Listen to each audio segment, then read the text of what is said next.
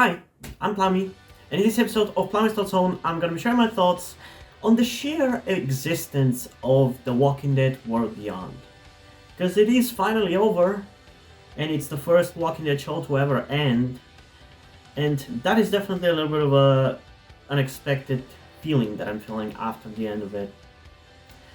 Because, this show wasn't, the greatest or anything. It wasn't even particularly good. It had its good moments, and I enjoyed it overall, but it was not really that good of a show. So I'm really shocked that after the end of it, I'm sad, dude. I'm sad that it's over. And I'm sad that the characters that I liked died. They never were as liked by me as characters in the main show or Fear the Walking Dead or whatever. But it kind of genuinely fucks me up that not only is the show over, but these characters died. I haven't felt like this. I feel like. When was even the last time I felt like this? I feel like even for Jesus' death, I wasn't feeling sad like this. More so than I was just shocked that he died. Probably the Pike scene is maybe the most recent time I felt sad like this because of Henry's death, and I love that character personally. I didn't understand why people hated him so much, but I think ultimately the closest I've ever felt to sad like this is when Glenn died. That is the closest feeling, at least in my opinion, because I feel like even for Henry I wasn't feeling like this. And the reason I feel like this is definitely because not only are the characters dead, but the show is over as well. And I actually just kind of started to like it. The last few episodes were really fucking good, really enjoyable, and I liked what was happening with the characters. But then it's over, right as it was starting to get good. And I want to see more of it. Yeah, I don't know. I don't even know how to really put my feelings into words. I'm just really sad that Jennifer died. Because, I didn't even realize I liked her that much as a character. That I'm sad that she's dead. And her death was genuinely sad and beautiful. And I like how it caused her mom to feel about it. To the point that there's a possibility that now her mom is going to be featured in the Rick Grimes movies. And is going to help Rick to take down the CRM. Which could be interesting. That's at least my speculation. But just I did not expect that I liked her as a character so much that I miss her. I genuinely fucking miss her, dude. And I feel like I never liked her that much. I liked Dennis. I've said that I liked Dennis. He was a very likable, interesting character.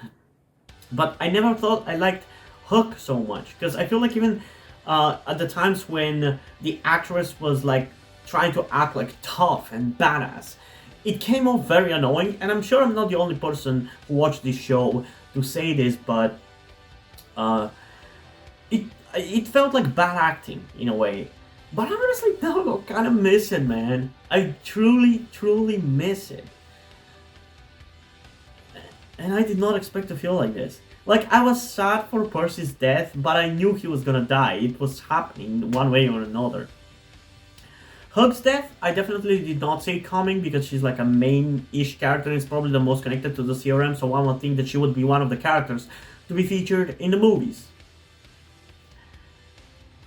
And Dennis, once Hug died, it figured that he was gonna die, but even his death was really fucking sad and fucked up. Like I said in my review for the episode, that scene in which Dennis and Silas fucking finally screamed at each other, I don't know, that just kind of fucked me up because until that point I feel like that just kind of felt raw. That both of them screaming at each other, with Silas saying, "What are you saying?" A character who has been very composed and very quiet, screaming like that really hits you in a way because it feels so raw in comparison. And even Dennis screaming at him afterwards just feels so much more raw and more impactful like that. So they still managed to make his death be real sad, and I love that. But I'm just sad also for Huck and Dennis not being able to go and have a happily ever after this story. I mean, this feeling when I think about what happened in the story starts to sink in the second Hug dies. Because now Dennis is without the love of his life. And it's sad. I feel sad for these characters.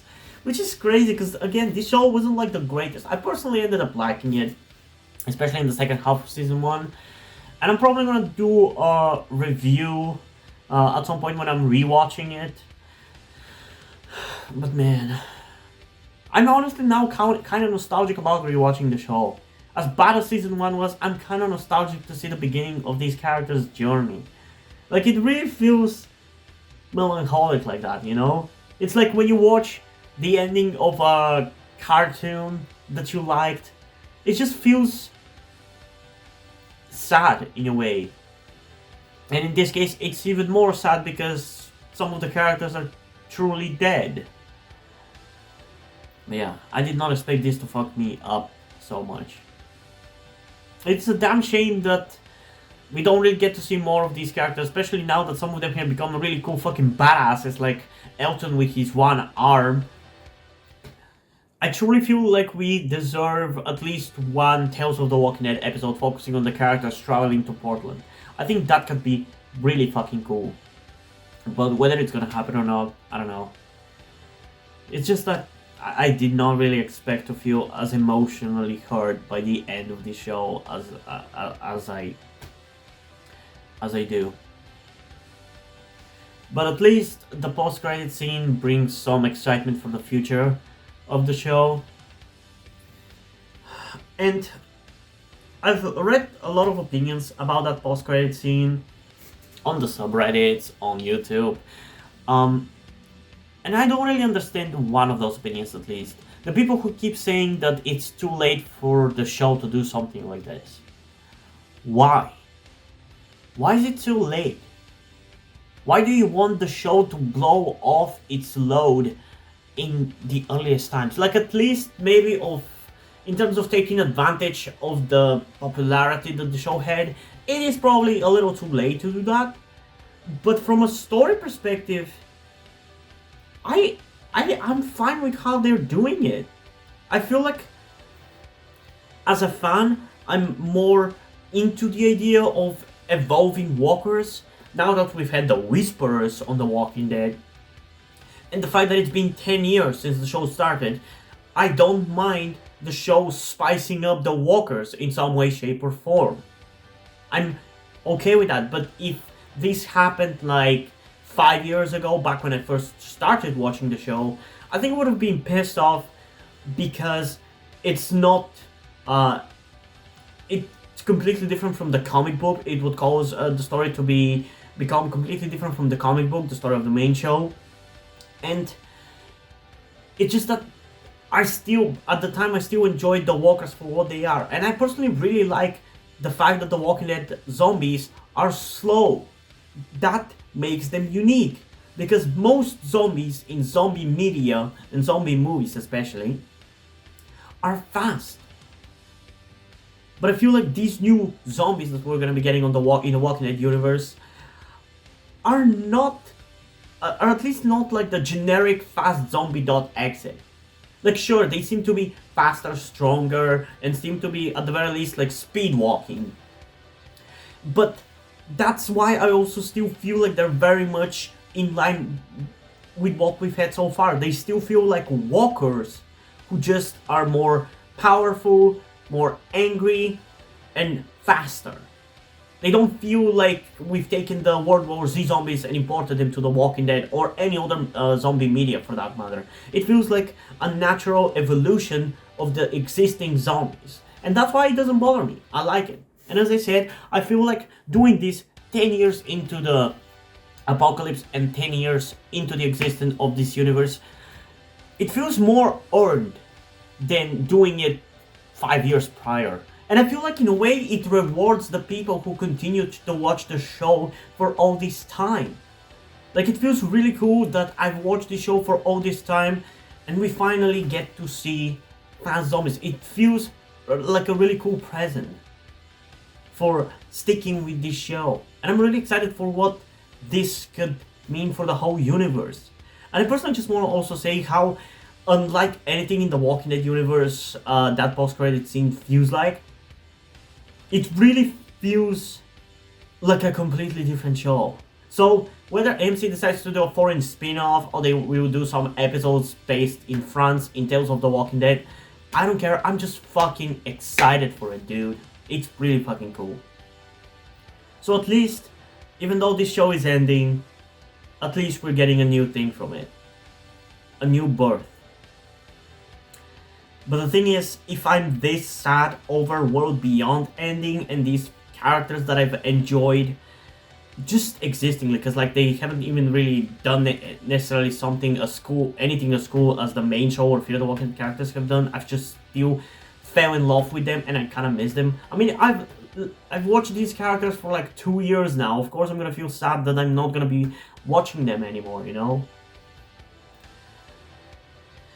But if I feel this sad about this show ending, I feel like I probably bawl my eyes out when the main show ends, but I guess we can only wait and see for that one. But yeah, what are you guys' thoughts on World Beyond as a whole? Did you like this show? Did you enjoy watching it? Did you, at the end of the day, love the fact that it happened? Will you think of it fondly or not? Comment down below and let's have a discussion about it. And as usual, I want to give a huge shout out and thanks to my currently 3 patrons on Patreon: Omari Bridgman, Deadpool, and Lemonade. Thank you guys for your support. It really means a lot to me that you have decided to support me monetarily. I wouldn't be able to continue to do this without you. So thank you very much for doing this. And now, before we end this video, I just want to talk about something to you guys very quickly. Which some of you may or may have not noticed before or know about me, that being the fact that I am trans. And yes, this may come as shocking to some of you because I don't really flaunt it that much on my channel, or at least I feel like I don't. Outside of like my K-pop reactions, which is where I feel like the most comfortable being myself like this. And yeah, I am in fact trans. I'm not necessarily full-on male to female, but I heavily want to transition to being pretty female. I do consider myself more non-binary though, or maybe gender fluid would be the best descriptor as well, because I do have occasional moments where I feel fine being like just a normal guy, but most of the time, like right now, I do feel very dysphoric. And that's why I'm asking you guys for any help that you can give me, because my situation right now, I don't really see any way outside of you guys' help. Because, and this is gonna be kept short and concise, I live with my parents. They're never going to accept me as a trans person. They just never will. And as a matter of fact, back when I started the YouTube channel, I was actually kind of slightly starting my transition back then, with like starting to grow out my hair. I even got to DIY HRT, but because my parents started noticing certain things, like my behavior had changed a lot and my clothes had changed a lot, I kind of had to stop doing that because they were constantly nagging me about cutting my hair and just started to kind of be threatening in a certain way, and felt like they were ashamed of me and everything. And that just kind of stress just tired me out to the point where I just gave up. But as dysphoria goes, it just doesn't go away, you know. I still feel like this, and in fact it's somewhat been intensifying again recently, so I just wanted to share this with you guys. And again, I would really appreciate any amount of support you can give me in regards to this, because I just don't see any way out of this. Because even if I moved out of my parents' house and got myself a job and everything, that's just not gonna work for long-term planning, because once I transition, it's like I probably will not be able to get myself a job because my country is very transphobic. Nobody gives a shit about LGBT people at all. So there's not even much I can do even in terms of transitioning here. So yeah, I don't know. I just would appreciate any amount of support you can give me, be it monetarily or in any way otherwise. And this is not about boosting my channel or anything, or guilt tripping you with my sob story. I just wanted to get this off my chest and make my subscribers aware of the situation that I am in, and that I would appreciate anything that you guys can help me out with. It would mean literally everything. Like, for example, a friend that I made after starting this YouTube channel, my good friend Yuri, has been helping me out a lot. And I genuinely might have not been here if it wasn't for him showing up and befriending me. So yeah, this just went a little bit longer than I intended, but I would just really appreciate anything you can support me with. That's kind of ultimately what I'm trying to say. And yeah, hope you guys enjoyed this video, and if you did, please leave a like, subscribe. Also, check out the description to my Twitter if you want to follow me over there, and to my Wattpad where I post my stories, because in addition to doing all these videos on my channel, I'm also a writer. And if you don't enjoy my stories, or you simply enjoy my videos, you can head over to my Patreon or my Ko-fi account, where you can pledge your support and help get the channel going, help support me so I can keep writing the stories you enjoy. But if you don't want to do it, that's completely fine. You can still help me out in other ways, like liking this video, subscribing to the channel, and especially sharing this video with somebody who you think might enjoy it. And I think it's pretty much it for this video, so hopefully I'm gonna see you on the next one. Bye!